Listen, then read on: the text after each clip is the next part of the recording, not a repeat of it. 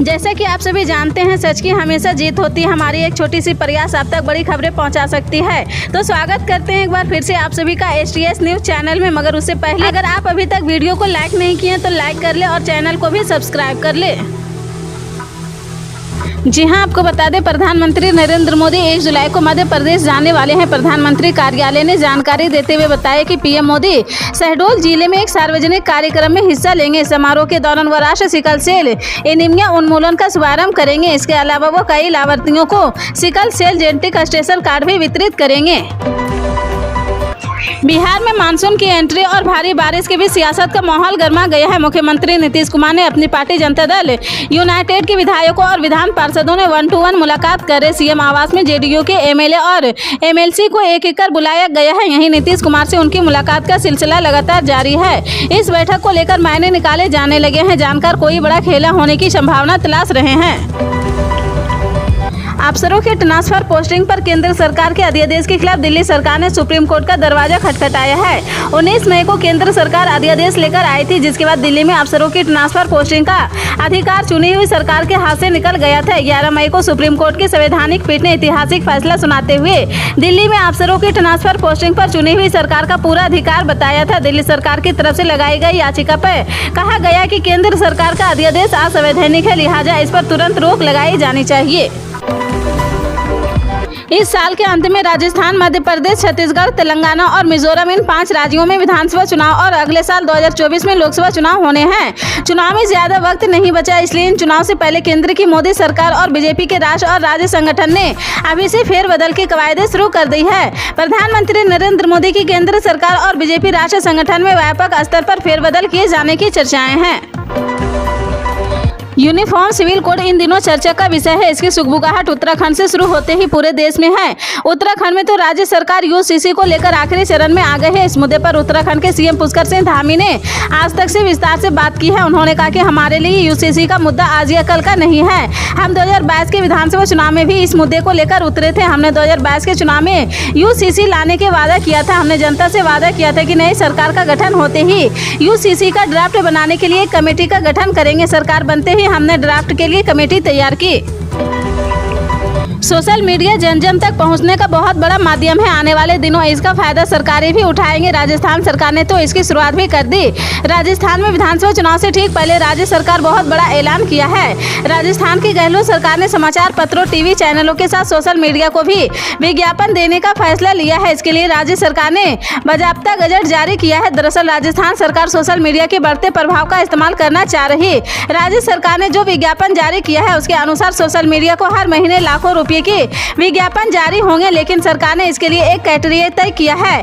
Twitter, Facebook, Instagram, YouTube में से किसी एक पर भी 10,000 से ज्यादा फॉलोवर है तो इसका मतलब है आप विज्ञापन लेने के पात्र हैं। SCO परिषद के राष्ट्र अध्यक्षों का 22वां शिखर सम्मेलन 4 जुलाई 2023 को वर्चुअली आयोजित किया जा रहा है। इसकी अध्यक्षता PM मोदी करेंगे। इस समिट में सभी SCO सदस्य शामिल होंगे। चीन और पाकिस्तान ने अपने अपने देशों में प्रेस वार्ता कर ये घोषित किया है कि वह इस सम्मेलन में वर्चुअली शामिल रहेंगे। शुक्रवार को बीजिंग में एक आधिकारिक घोषणा में कहा गया कि चीनी राष्ट्रपति शी जिनपिंग अगले सप्ताह भारत की मेजबानी में शंघाई सहयोग संगठन के आभासी शिखर सम्मेलन में भाग लेंगे।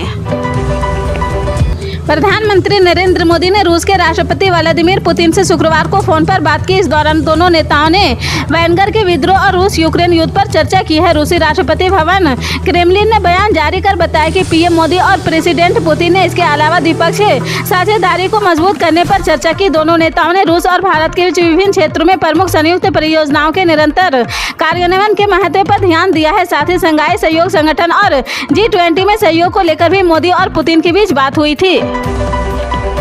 दिल्ली मेट्रो रेल कॉरपोरेशन ने बड़ा फैसला लिया है। DMRC ने यात्रियों को शराब की 2 बोतलें लेकर सफर करने की अनुमति दे दी है।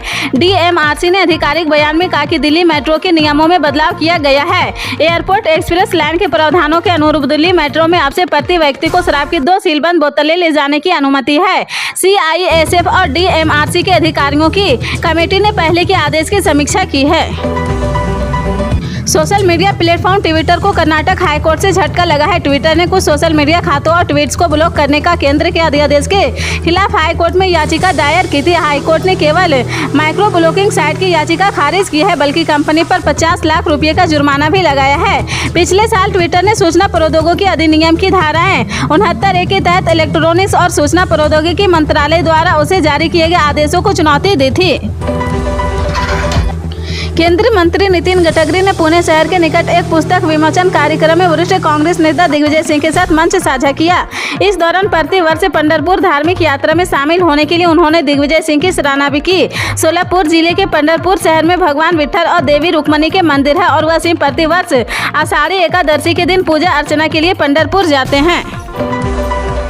2022 में विधानसभा चुनाव जीतने की तुरंत बाद उत्तराखंड के मुख्यमंत्री पुष्कर सिंह धामी ने समान नागरिकता संहिता को लेकर 27 मई को 2022 को रिटायर्ड जस्टिस रंजना प्रकाश देसाई की अध्यक्षता में एक कमेटी बनाई है। कमेटी की अध्यक्षता रंजना प्रकाश देसाई ने बताया कि कमेटी ने यूसीसी का ड्राफ्ट तैयार कर लिया है और जल्द ही ड्राफ्ट को मुख्यमंत्री को सौंप दिया जाएगा। उन्होंने बताया कि ये कानून सबके हित का होगा।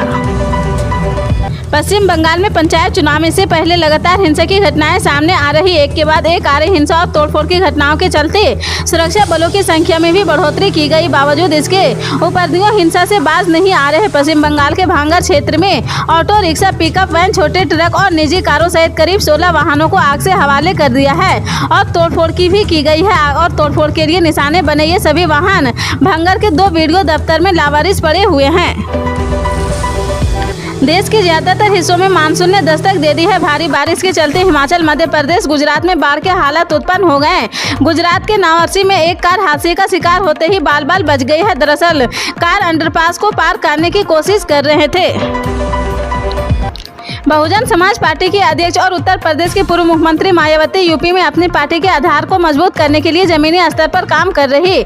2024 के चुनाव से पहले मायावती अपने खोए वोटरों को लाने की पूरी कोशिश कर रही है। गुजरात के विभिन्न इलाकों में पिछले 30 घंटों से भारी बारिश हो रही। इस दौरान राज्य में 200 किलोमीटर से ज्यादा बारिश हुई है। मौसम विभाग ने गुजरात के विभिन्न जिलों में शनिवार को भी भारी बारिश का अनुमान जताया है। इसके अलावा रविवार और सोमवार को हल्की बारिश होने की आशंका जताई है। आज यानी 30 जून को देश में 24 कैरेट सोने की कीमत 120 रुपये यानी 0.21% घटकर 58,030 रुपये प्रति 10 ग्राम पर पहुंच गई है, जबकि 22 कैरेट सोने की कीमत 53,150 रुपये प्रति 10 ग्राम हो गई है। जून महीना का आज आखिरी दिन है, जिसके बाद कल से जुलाई महीने की शुरुआत होने जा रही है। हर महीने की तरह इस महीने भी कई दिनों बैंकों की छुट्टियां रहने वाली। हर महीने की तरह इस महीने भी कई दिनों बैंकों की छुट्टियां रहेगी। रिजर्व बैंक ऑफ इंडिया ने जुलाई 2023 के लिए बैंकों की छुट्टियों की लिस्ट जारी कर दी। यह लिस्ट राष्ट्रीय स्तर पर बैंकों की छुट्टियों की है। वहीं कुछ राज्यों में अलग अलग त्योहारों पर भी बैंक बंद रहता है।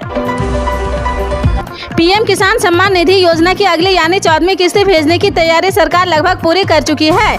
पता नहीं कब आपके खाते में पैसे ट्रांसफर होने का मैसेज बोला जाएगा, लेकिन किस्त से पहले आपको कुछ जरूरी बातों का जानना होगा, जिससे आपका संशय खत्म हो जाएगा। सरकार ने 2000 रुपये की 13वीं किस्त भी कई लाख किसानों को बड़ा झटका दिया था, जिससे लोगों को निराशा हाथ लगी थी। अगर आपने इस बार भी जरूरी काम में लापरवाही की तो फिर झटका लगना तय माना जा रहा है। पंजाब में राशन कार्ड धारकों को लेकर बड़ी खबर सामने आई है। जानकारी के अनुसार पंजाब सरकार द्वारा राज्य भर में स्मार्ट राशन कार्ड योजना के तहत 2.86 लाख राशन कार्ड रद्द कर दिए गए हैं। इसके चलते अब अपात्र के रूप में पहचाने गए लाखों राशन कार्ड लाभार्थियों को मुफ्त अनाज मिलना बंद हो गया है। पंजाब सरकार के खाद्य सप्लाई विभाग ने सितंबर 2022 में करीब 40 लाख राशन कार्डों के जाँच का काम शुरू किया था। अब तक करीब 93% जाँच का काम पूरा हो चुका है।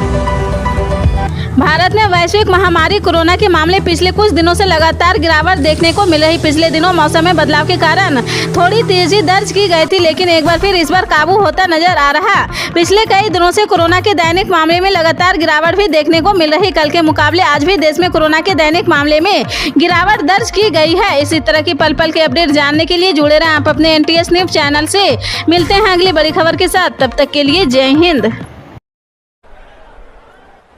बीजेपी हिंदुस्तान को तोड़ने का काम कर रही है, नफरत फैलाने का काम कर रही है, हिंसा फैलाने का काम कर रही है, और कांग्रेस पार्टी जोड़ने का काम कर रही है और मोहब्बत फैलाने का काम कर रही है।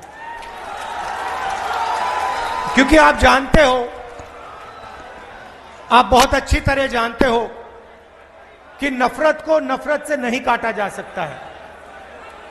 नफरत को सिर्फ मोहब्बत काट सकती है और हम नफरत से लड़ते हैं, इसलिए हम मोहब्बत की बात करते हैं। यहां पे